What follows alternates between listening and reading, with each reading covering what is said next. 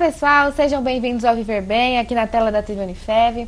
No programa dessa semana, a gente está recebendo a Érica Chiqueto, que é nutricionista e também possui uma casa de repouso aqui em Votuporanga. Érica, obrigada pela sua presença, viu? Eu que agradeço o convite. E eu já começo te perguntando, Érica, fala pra gente quem que deve tomar a decisão de colocar um idoso numa dessas casas de repouso? Geralmente, quem toma a decisão é quem está cuidando no momento. Então, ou é uma filha, ou é um filho, ele que está passando mais tempo com esse idoso, é ele que está vendo a necessidade, a evolução da doença, né? Às vezes um Alzheimer, alguma coisa mais séria. Então, ele vê que ele já chegou num ponto que ele não consegue mais cuidar, é onde ele reúne, se tiver mais irmãos, reúne os irmãos e toma a decisão de colocar numa casa de repouso. E geralmente, quais idosos você mais recebe lá? Quais os tipos de enfermidades que eles possuem? O meu carro-chefe, gosto de dizer assim, é o Alzheimer, mas eu tenho Parkinson, sequela de AVC, eu tenho pós-cirúrgicos, tanto cardíacos como de fratura de fêmur, eu tenho pacientes ali que não conseguem mais realizar as tarefas do dia a dia sozinho, porém são ativos. Eu tenho esses pacientes também. Bem geral os pacientes que eu atendo, inclusive acamados. Entendi. E quem não tem condição de deixar lá direto, também tem uma opção de deixar durante o dia? Como é que funciona isso? Além da moradia, nós temos o serviço de centro-dia, que é onde o idoso passa o dia conosco. Ele vai chegar de manhã, por volta das 8, ele vai tomar café, ele vai fazer todas as atividades, fisioterapia, tudo que é oferecido para quem mora, a gente oferece para o centro-dia. E aí ele janta, toma banho e a família só vem buscar para dormir em casa. Geralmente são pessoas ainda que não conseguem deixar totalmente, mas que precisam trabalhar, precisam fazer alguma coisa e deixa esse idoso lá com a gente durante o dia só para dormir em casa. E como que é a rotina dessas pessoas que moram lá? Nós temos horário para o café da manhã, horário para banho, horário das atividades. O idoso ele precisa ter essa rotina, então ele precisa acordar no mesmo horário, ele precisa comer no mesmo horário, porque senão, se a gente atrasa um pouquinho no café, já atrapalha o almoço. Ou se a gente acaba deixando ele dormir um pouco mais a parte da tarde, que é a sonequinha após o almoço, já atrapalha para dormir à noite. Então tudo tem o seu horário. E eles fazem de tudo lá, atividade física, fisioterapia, como é que é isso? Isso, nós temos atividades com uma fisioterapeuta e tem a neuropsicopedagoga, que trabalha a coordenação motora. Ela faz um trabalho incrível sobre manuseio de pequeno, com pinça, sabe, movimento de pinça, coordenação motora fina, porque por mais que sejam idosos, eles vão perdendo a capacidade desse movimento. Então, ela acaba ajudando em um trabalho junto com a fisioterapia de reabilitar esses movimentos. E eles também passam por médicos periodicamente? Nós temos um médico lá na casa, né, que é o Dr. Danilo. Ele é um médico geriatra e ele tem o consultório lá dentro. Então, isso já ajuda as famílias, deixa mais funcional o serviço. Então, qualquer coisa que o idoso venha a ter, qualquer intercorrência, já tem a enfermeira e o médico ali já para intervir. Entendi. E como que funciona esse cuidado com a alimentação desses idosos? É uma alimentação balanceada, sou eu que monto o cardápio. É uma alimentação só com temperos naturais, alho, cebola, sal, pouco sal, porque eu tenho hipertensos. A gente não tem muito doce, a gente deixa mais para os aniversários, porque eu tenho diabéticos ali, então a gente tem que tomar esse cuidado. Mas é uma alimentação bem variada, com tudo que eles precisam, vegetais, carboidrato, que são as massas, pão, arroz, as proteínas de origem animal, de origem vegetal, que é o feijão, milho, leguminosas, né, em geral. E então a gente tenta fazer ao máximo o mais balanceado possível. Érica, e ainda existe muita resistência das famílias em deixar os idosos em locais como este? Sim, ainda eu tento quebrar um paradigma do asilo. Então a gente nem trabalha mais essa palavra. Hoje a gente usa mais casas de repouso, porque a gente oferece uma qualidade de vida já no finzinho. Não é mais aquele idoso que vai para o asilo para morrer. Não, ele chega lá, às vezes a gente consegue até reabilitar e prolongar um pouco essa vida dele, né? Dando mais qualidade, dando mais alegria, e a família pode curtir mais ainda, porque sai daquele dia a dia maçante, ali De de cuidado, né? que isso acaba adoecendo quem cuida. Então isso, quando a pessoa coloca, para deixar é difícil. A pessoa sente que está abandonando, só que conforme vai passando os dias, que ela percebe que o pai ou a mãe está melhorando, está socializando, quando ela chega, reconhece, ou eles passam uma tarde ali conversando, o coração vai acalmando e eles percebem que foi uma melhor escolha, né? Foi uma decisão acertada. Ô, Érica, conta pra gente, por que que você decidiu abrir uma casa de repouso? Na época eu não tinha aqui em Votuporanga, só tinha os lares, né? E a minha sogra teve um AVC e ficou acamada. Meu marido era gerente comercial, então ele não ficava aqui. E eu era nutricionista de uma usina, então eu passava o dia inteiro lá. E nem tinha cuidador na época também. A gente pegou uma mulher para ajudar e ela cuidava mais da casa do que da minha sogra. E só que assim, qualquer coisa ela me ligava, eu tinha que sair lá de Sebastianópolis, vir para resolver o problema. E aí a gente percebeu que era muito carente, não tinha clínicas particulares e os lares estavam cheios. E aí até que a gente conseguiu a vaga em um lar aqui de Votuporanga e eu acabei saindo da usina e coincidentemente nesse mesmo lar ela estava precisando de uma nutricionista. E eu aceitei o trabalho e foi onde eu me apaixonei. Fiquei 4 anos lá, minha sogra faleceu nesse lar. Eu fiquei 4 anos trabalhando lá e fui aprendendo muito, aprendi muito com essa dona, né, desse lar. Ela me ensinou muita coisa e foi onde eu tive a coragem, né, de abrir, a princípio, numa casa adaptada. E aí, como a demanda foi crescendo, nós optamos por construir um lugar próprio. E falando em demanda, como é que está isso lá, a sua capacidade? Tem fila de espera? Como é que está essa situação? Nós temos a capacidade para 30 idosos. Hoje eu não tenho vaga para moradia mais. Alguns centros dias eu ainda tenho vaga. E a procura é muito grande, principalmente para deshospitalização.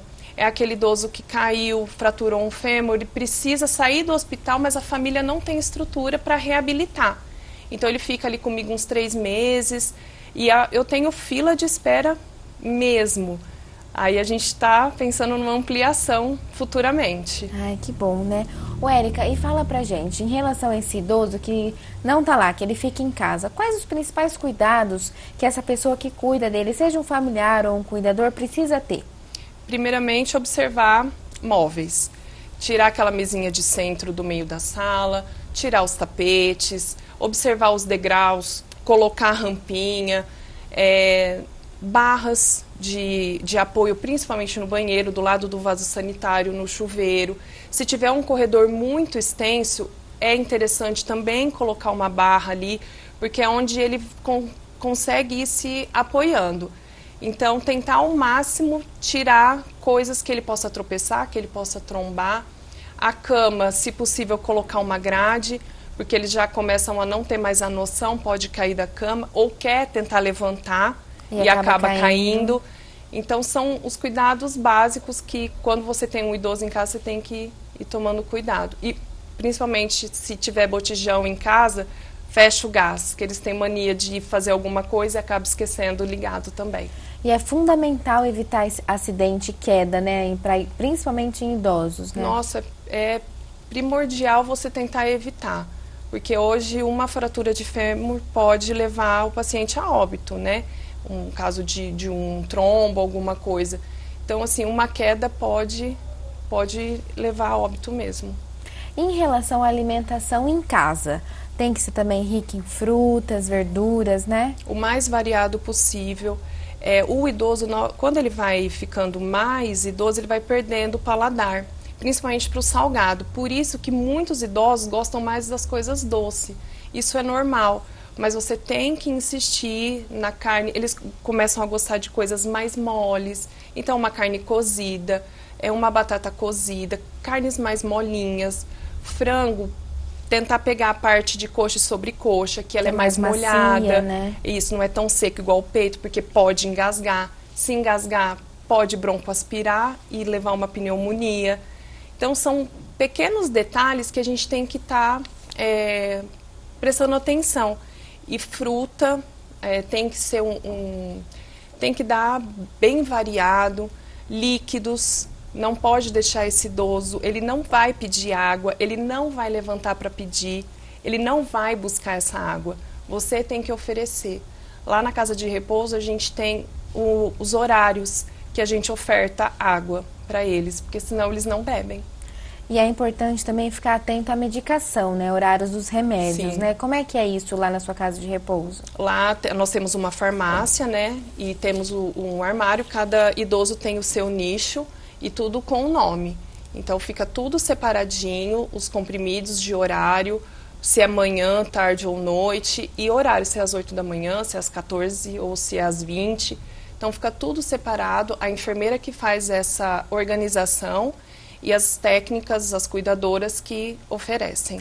E esses idosos costumam chegar com muitos medicamentos A lá maioria, na sua casa sim. de repouso? A maioria chega com medicamento que um vai atrapalhando o outro, um tira a ação A do eficácia do outro. Isso. E aí o nosso médico pega, com autorização da família, né? E vai vendo, estudando caso a caso. Tem pacientes que a gente corta pela metade, que era medicamento ali que não precisava, ou que são similares e está tomando.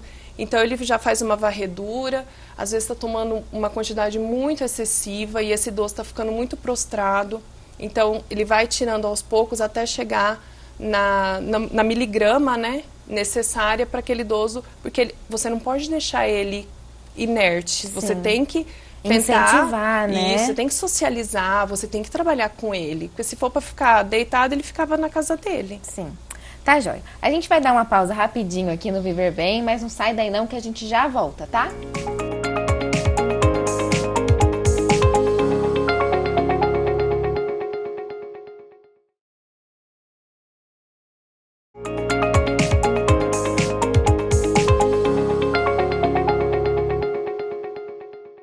Oi pessoal, o Viver Bem tá de volta. No programa dessa semana a gente está recebendo a Érica Chiqueto, que é nutricionista, e ela também tem uma casa de repouso aqui em Votuporanga. A gente está falando sobre esse assunto, que é o cuidado com idosos.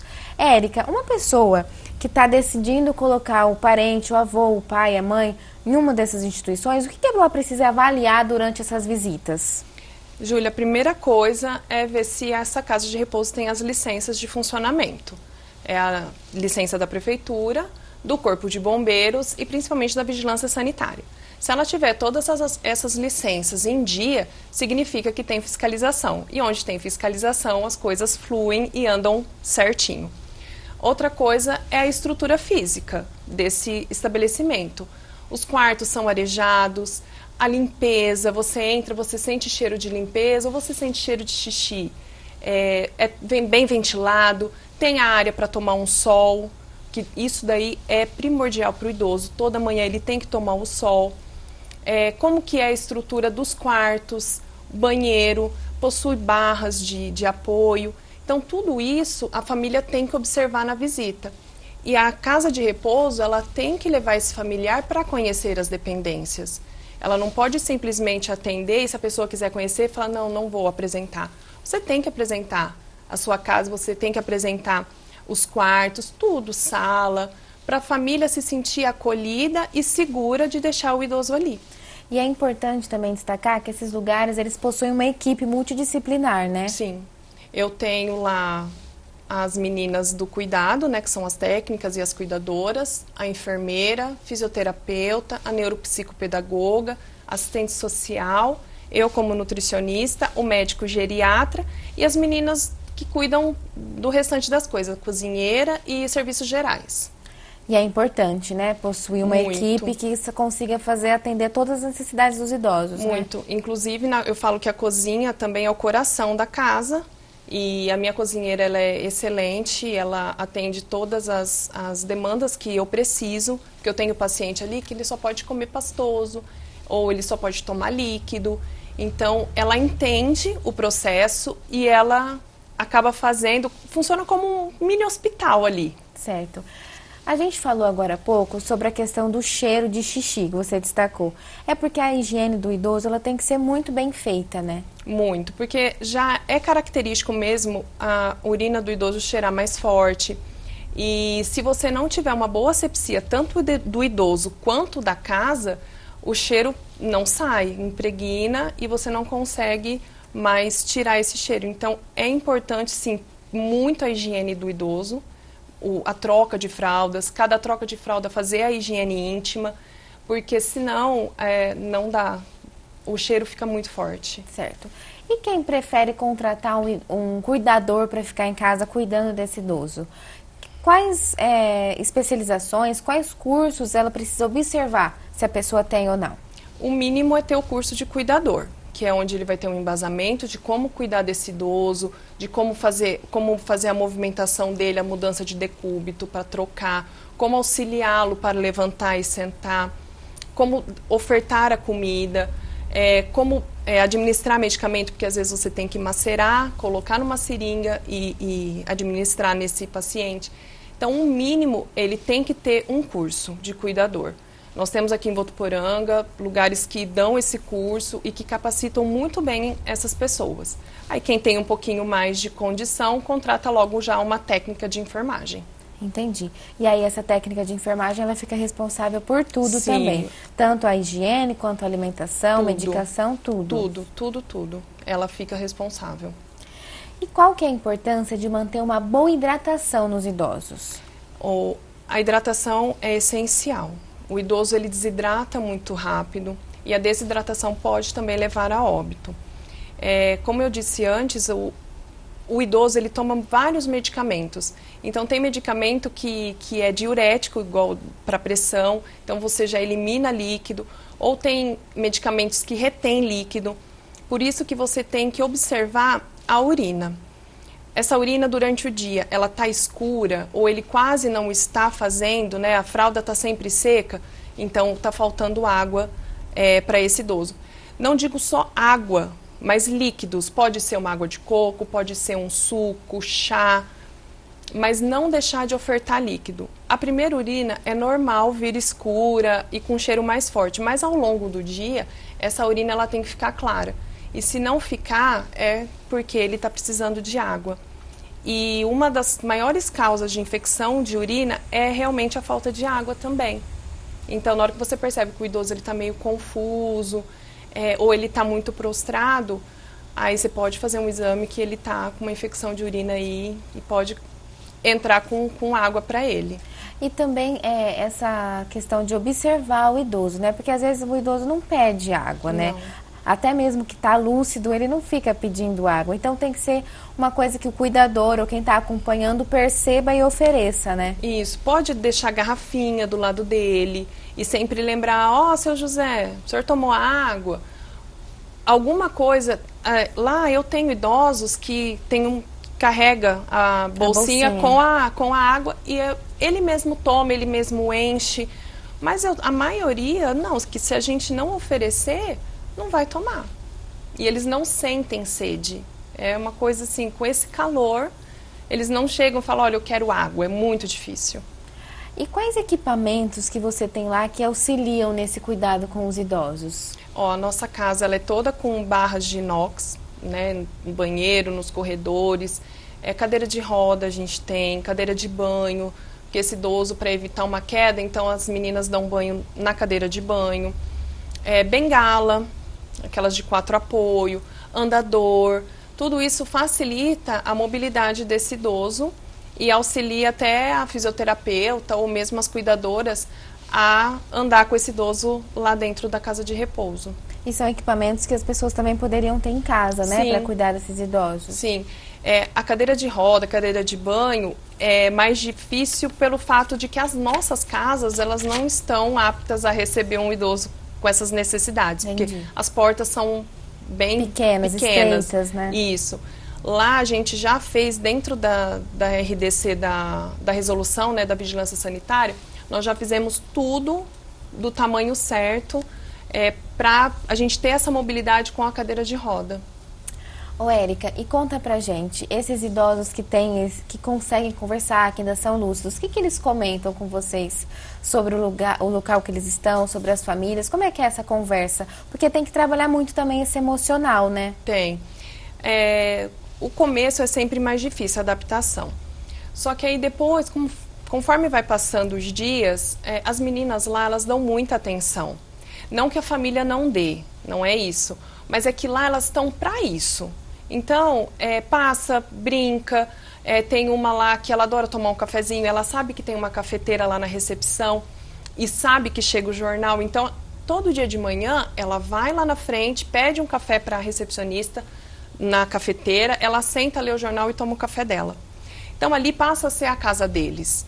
E quando as famílias vão, sempre tem aquela cuidadora que eles são mais próximos, aí chama, apresenta. Ah, essa daqui é a fulana, ela que cuida de mim.